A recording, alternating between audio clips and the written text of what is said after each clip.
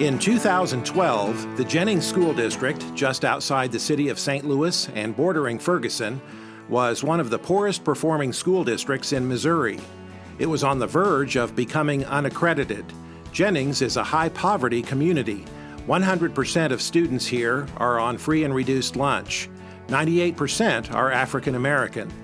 It would have been easy for the Board of Education to give up on improving student achievement in the midst of the challenges faced by many urban school districts.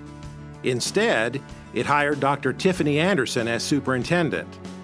With the strong support of the school board, she implemented a series of initiatives aimed at removing the barriers that keep poor kids from learning. Today, student achievement, attendance, parental involvement, and high school graduation rates have improved dramatically.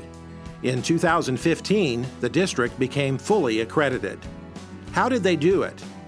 Board President Harold Austin gives much of the credit to Anderson's leadership, but says the school board played a key role as well. We are one voice. That's our main concern, is being one voice. 8 people working together, 7 board members and the superintendent working together to accomplish what is necessary to be accomplished as far as student achievement.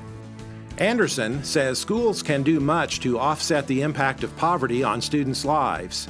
She believes schools have a responsibility to meet the needs of students so they can learn. So that means students have to come to school ready to learn. And it's our responsibility, in my opinion, to make sure that happens. So if a student shows up and they haven't eaten, or they don't have clothing, or parents need washers and dryers to wash clothes, it's our responsibility to provide that. Because if we don't, and students don't achieve, then we will be using those issues as reasons or excuses as to why kids aren't achieving. And that's just not good enough. Today, the Jennings School District operates its own health clinic that provides students with access to pediatricians and mental health counselors.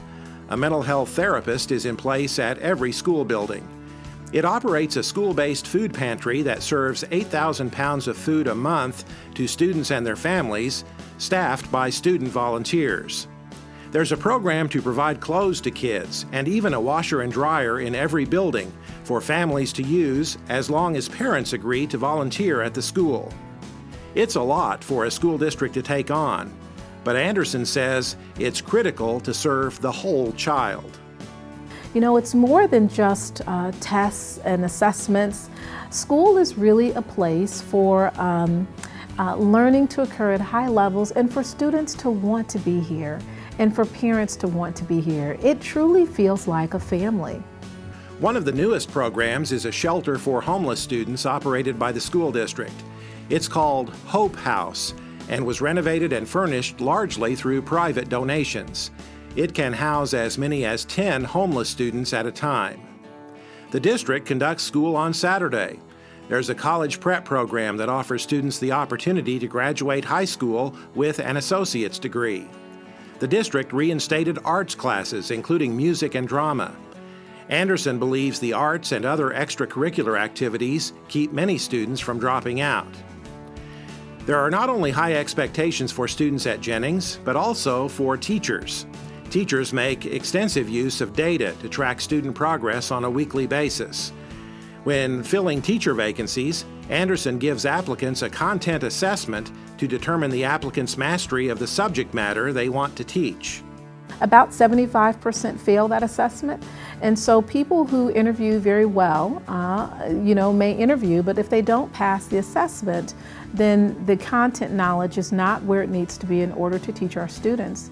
We have found that in elementary school in particular, most people have not taken an algebra course in many years, and now algebra is an area that if you're teaching 5th grade or 4th grade even, that you should have some content knowledge about.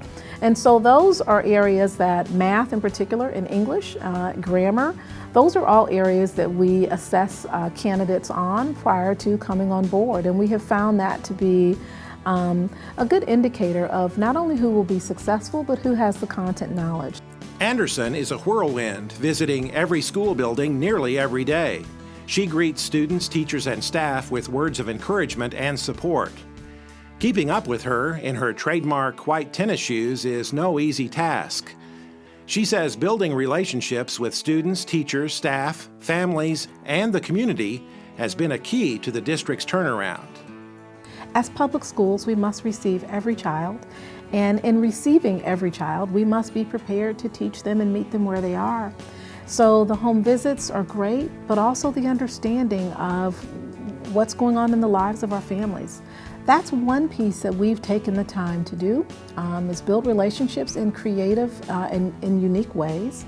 That's helped us move forward very, very fast at a very rapid pace.